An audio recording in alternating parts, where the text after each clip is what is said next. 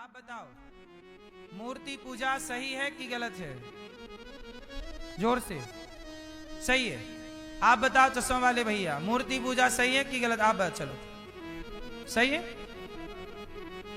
सही है, सही है। पीछे वाले भैया सही है।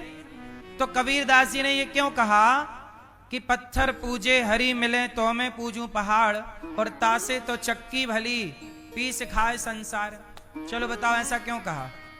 और एक बात मैं आपको बता दूं कि कबीरदास जी भी भगवान राम के बहुत बड़े भक्त हैं। और कबीरदास जी जब राम के भक्त हैं तो राम का भक्त भला राम की मूर्ति का विरोध कैसे कर सकता है? तो कबीरदास जी मूर्ति पूजा के विरोधी नहीं है। यदि मूर्ति पूजा के विरोधी नहीं है तो फिर ये दोहा क्यों कह रहे हैं कि पत्थर पूजे हरि मिले? अब आओ इसे समझते हैं। आप जानते हो उसका रहस्य कि नहीं?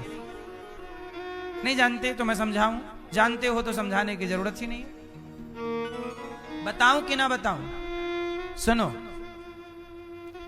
कबीरदास जी मूर्ति पूजा के पक्ष में हैं, राम के पक्ष में हैं।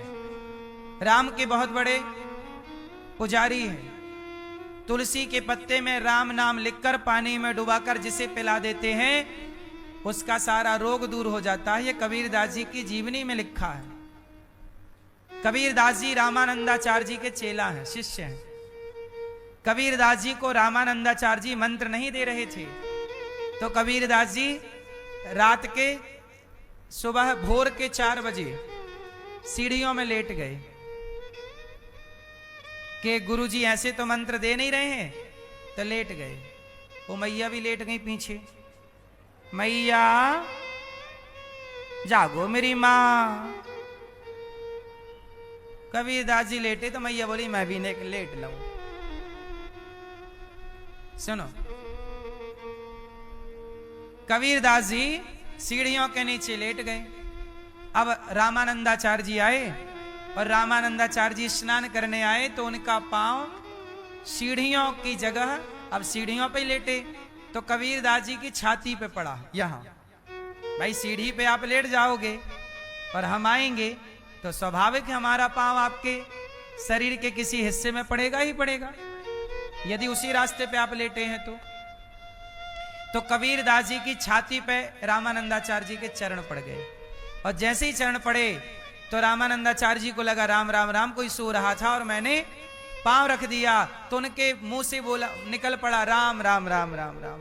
और जब राम राम निकला तो कबीरदास जी ने गुरु जी के मुंह से निकला हुआ राम राम ही उन्होंने इस मंत्र को ही गुरु मंत्र मान लिया कि गुरु जी ने मुझे स्पर्श करके मंत्र दे दिया। और कबीरदास जी चरणों में गिर पड़े, गुरु जी आप ऐसे मंत्र दे नहीं रहे थे तो आपसे मंत्र लेने के लिए मैंने इतना क्षमा। कभी गुरु जी ने कहा तुम यहाँ क्या कर रहे हो?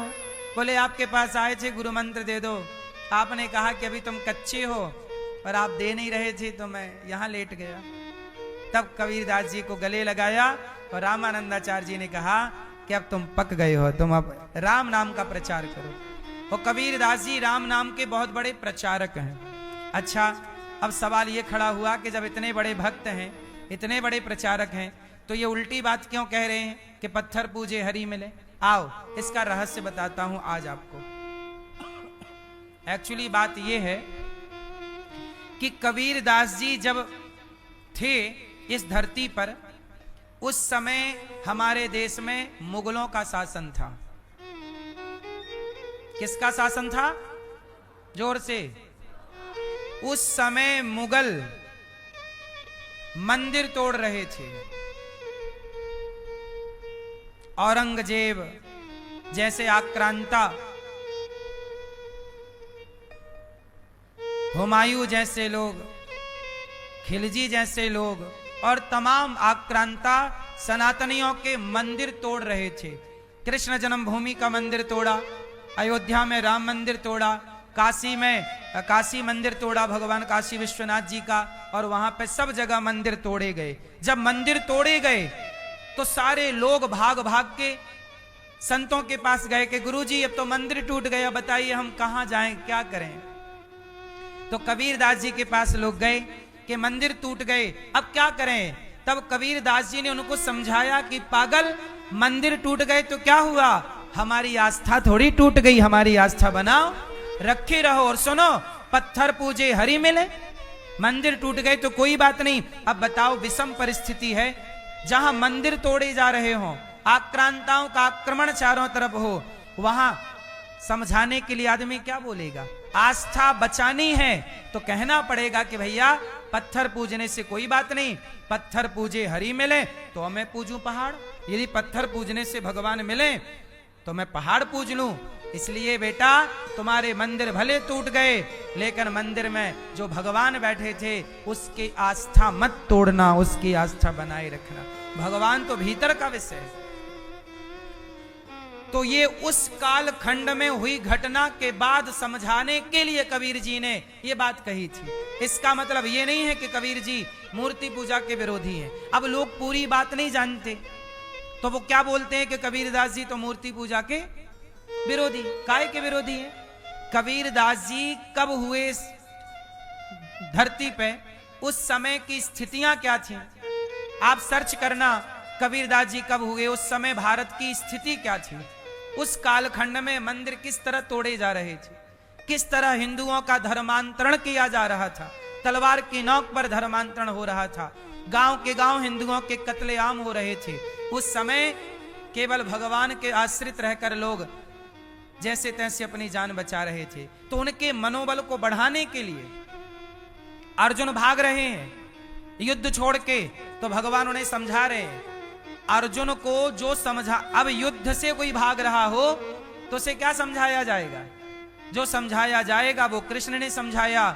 और मंदिर टूट रहे थे उस समय जो समझाना चाहिए वो कबीरदास जी ने समझाया। क्योंकि हर परिस्थिति, सबकी अलग अलग परिस्थितियां होती है ना, कोई बात कही जा रही है तो किस परिस्थिति पे कही जा रही है ये भी तो विचार होगा कि नहीं, बोलो हाँ या ना।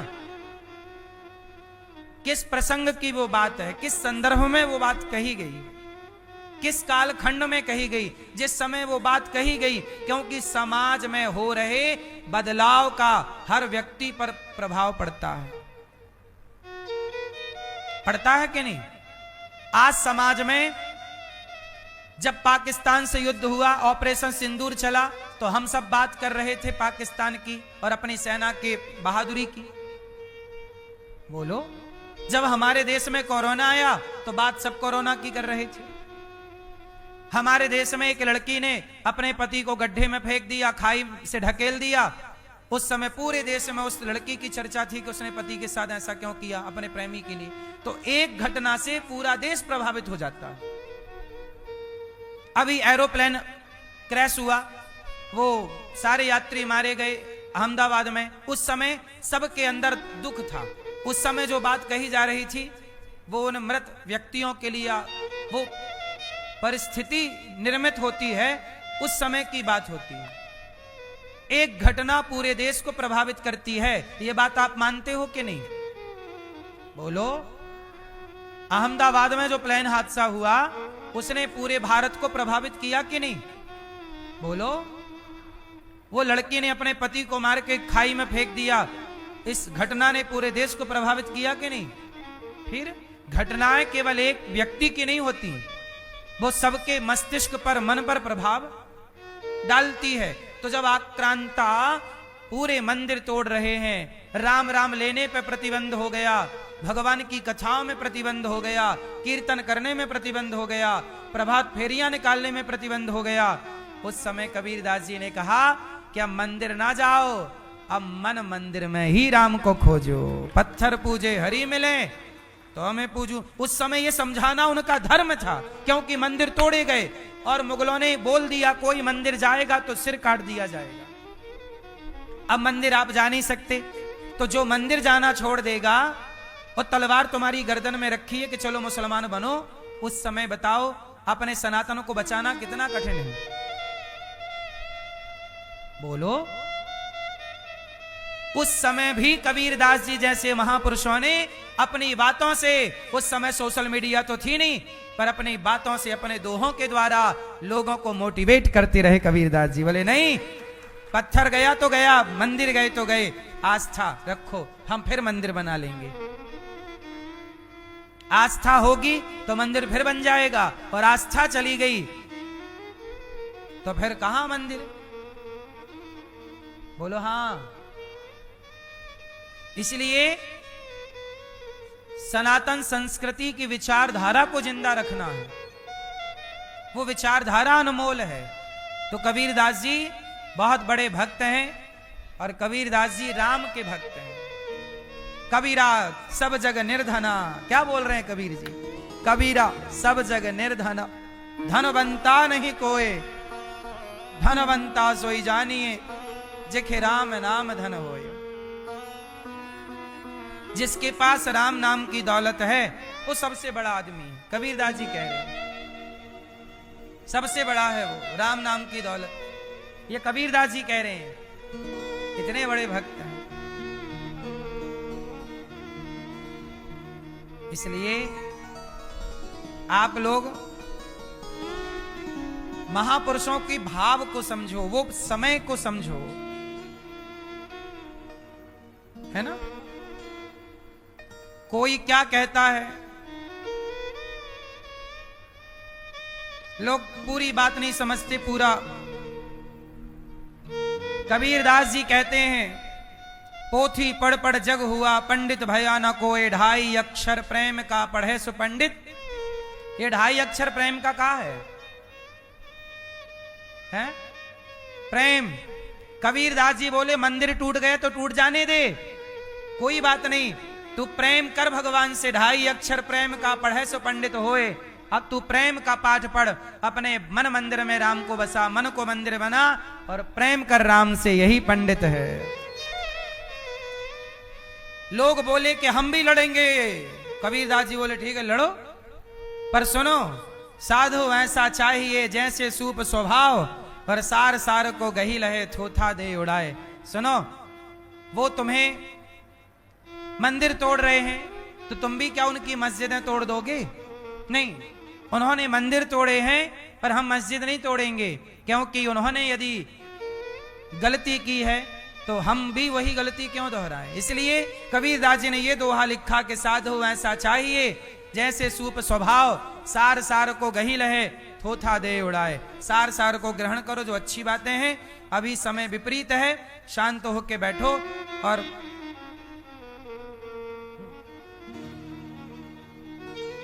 जब परेशान हो गए लोग तो कबीरदास जी ने फिर दोहा लिखा, सुन, धीरे धीरे रे मना, धीरे से सब होए, और माली सींचे 100 घड़ा। जब मंदिर टूट गए तो लोग रोए कि अब ये मंदिर टूट गया, क्या होगा? तब कबीरदास जी बोले धीरे धीरे, अभी सुन, अभी चुपचाप बैठो, धीरे धीरे रे मना, धीरे से सब होए, धीरे से सब होगा, अभी तुम शांत रहो। अब देखो कितना बढ़िया मोटिवेट कर रहे हैं कबीरा। और सुनो, माला फेरत जुग भया। अब क्या हुआ कि माला फेरने पे पाबंदी लग गई, कोई माला नहीं जपेगा। भाई मुगल लोग ने खूब अत्याचार किए, कोई माला नहीं जपेगा, कोई मंदिर नहीं जाएगा, कोई तिलक नहीं लगाएगा। तिलक हटा दिया। वो आपने गाना सुना होगा, छाप तिलक सब छीनी रे, मुझसे नैना मिलाए के। ये गीत मुगलों के लिए, ये छाप तिलक सब छीन लिया। छाप क्या? शंख चक्र, ये सब छाप है हम सनातनियों की। तो छाप तिलक सब छीनी रे, सब छीन लिया मुगलों ने। तिलक ना लगाओ, तुलसी ना पहनो, इतना आक्रमण, इतना परेशान। तब कबीरदास जी बोले कि चलो माला जपने नहीं दिया जा रहा, तो कबीरदास जी ने दोहा लिख दिया, मालत फेरा, माला फेरत जुग भया, फेरा ना मन का फेर, और कर का मन का डार दे, मन का फेर। वाह, जो परिस्थितियां थी वैसी बात कर रहे हैं कबीरदास जी। बोले माला नहीं जपने दिया जा रहा तो माला रख दे, और मन के माला से जाप कर, भीतर कोई घुस थोड़ी रहा है, तेरे भीतर चिंतन क्या चल रहा कोई रोक सकता है? तो भीतर भीतर ना राम राम राम राम जप, बिना माला के, अंदर राम राम राम राम राम राम। ये माला फेरत जुग भया, फिरा ना मन का फेर। मन का फेर हुआ नहीं तो कर का मन का डार दे, ये मन का डार दे, और मन का फेर, मन का मतलब मन से राम राम बोल। क्या बात है, इसमें क्या बुराई है? जब लोग आपस में जातियों में लड़ने लग गए, मैं ब्राह्मण, मैं क्षत्रिय, मैं शूद्र, मैं वैश्य, तब कबीरदास जी बोला सब बैठो यहां आओ, सुनो, जाति न पूछो साधु की, पूछ लीजिए ज्ञान, और मोल करो तलवार का, पड़ी रहने दो म्यान। जब आपस में लड़े तो ये वाला दोहा बोल दिया कि जात न पूछो साधु की। जब जातियों के नाम पे हिंदू लड़ा, मुगलों ने, अंग्रेजों ने यही तो बोला, फूट डालो, फूट डालो, शासन करो। हमें लड़ाया, हम लड़ते रहे, हमें लड़ाया और हम। तो कबीरदास जी बोले जात न पूछो साधु की। अब यहां ये बात क्या कह रही है कि हम सनातनियों को संगठित, बोलो हां, यहां कबीरदास जी संगठित कर रहे हैं कि सनातनियों जात ना पूछो, जात ना पूछो। अब किसकी जात क्या, तुम सनातनी संगठित हो जाओगे तो मुगलों को भगाओगे, अंग्रेजों को भगाओगे, और नहीं होगे तो मरोगे। और सुनो कबीरदास जी फिर कह रहे हैं, जिन खोजा तिन पाइया, गहरे पानी पैठ, मैं बपुरा बूढ़न डरा, रहा किनारे बैठ। जिन खोदा तिन पाइया, परमात्मा को पाना है तो जैसे कुआं खोदने से ही पानी मिलता है, बिना खोदे पानी नहीं मिलता, तो बिना खोदे पानी नहीं मिलता, तो बिना प्रेम की गहराई में उतरे भगवान नहीं मिलता। इसलिए प्रेम की गहराई में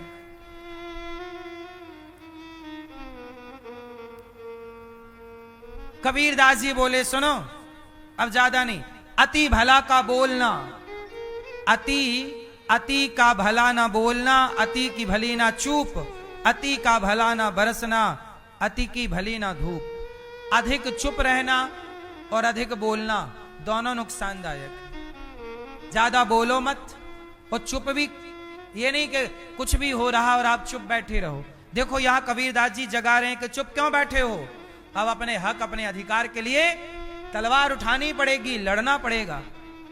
चुप कब तक बैठोगे? देखो जहां जिस चीज की जरूरत पड़ रही है, कबीरदास जी उस तरह की बातें, धर्मयुक्त बात कह रहे हैं। निंदक नियरे राखिए, आंगन कुटी छवाए, बिन साबुन पानी बिन निर्मल करत स्वभाव। क्या बात। कबीरा खड़ा बाजार में, सबकी मांगे खैर, ना काहू से दोस्ती, ना काहू से, हमें काहे की दोस्ती दुश्मनी। हिंदू कहे मोहि राम प्यारा, हिंदू कहे मोहे राम प्यारा, तुर्क कहे रहमाना, आपस में दो लड़ी लड़ी मुए, मरम न को जाना। जब हिंदू मुस्लिम लड़ रहे थे तब कबीरदास जी बोले हिंदू कहे मोहि राम प्यारा, और मुसलमान कहे रहमाना। मुसलमान कहता कि हमारा अल्लाह, हिंदू कहता है राम, और आपस में दो लड़े। वो कबीरदास जी बोले मरम कोई नहीं जान रहा है, आपस में लड़के मर रहे, मरम कोई नहीं जान रहा। देखो ये सब दोहे तबके हैं। अब हिंदू मुस्लिम जब लड़ रहे थे तबके नहीं, ये दोहे हैं। उस समय जो परिस्थिति उत्पन्न हुई, कबीरदास जी ने उस समय के हिसाब से बातें की। क्यों लड़ रहे हो? मुसलमान हिंदू आपस में लड़के पाओगे क्या? हम तुम्हें मारे, तुम हमें मारो, तो मरेगी तो इंसानियत ही, मरेगा कौन? तुम मरो या हम मरे, रोएगी तो कोई मां ही, चाहे तुम्हारी मां रोए चाहे हमारी मां रोए। तुम मरो या हम रोए, विधवा तो कोई स्त्री ही होगी, तुम्हारी होगी या हमारी होगी। मरेगा कोई भी, पर बच्चों के पिता से तो बाप का साया उठेगा, चाहे तेरे बच्चों का उठे चाहे मेरे बच्चों का। नुकसान दोनों का है। हम तुझे मारें या तू हमें मार, हिंदू मुस्लिम लड़ेंगे तो नुकसान दोनों का है। बोलो हाँ। घर जलेगा, तेरा जले या मेरा, घर तो घर है। तो भैया ना मैं तेरा जलाऊं ना तू मेरा जला, क्यों आपस में लड़ना है? इसलिए तू अपने अल्लाह को समझ, मैं अपने राम को समझूं। कहां कहते हैं कि आपस में लड़ना है? खून बहाना कहां धर्म है? खून बहाना कहां धर्म है? ना तो राम के भारत में खून बहाना धर्म है और ना अल्लाह खून बहाने को धर्म मानते होंगे। इसलिए कबीरदास जी कह रहे हैं कि भाई लड़ो मत। कहत सुनत सब दिन गए, उरझी ना मुरझिया मन। कही कबीर चेत्या नहीं, अजाऊं सो पहला दिन। कि जीवन निकल गया पर मन अभी तक होश में नहीं आया, क्या कहें। बहुत सारी बातें कबीर जी ने कही, तो बस आपको मैंने केवल एक बात समझानी थी कि कबीरदास जी राम के बहुत बड़े भक्त हैं और एक बात पकड़ के नहीं बैठना चाहिए कबीरदास जी की। कबीरदास जी ने एक दोहा थोड़ी लिखा है, अनेक दोहे लिखे। एक बात थोड़ी कही है, अनेक बात। एक बात से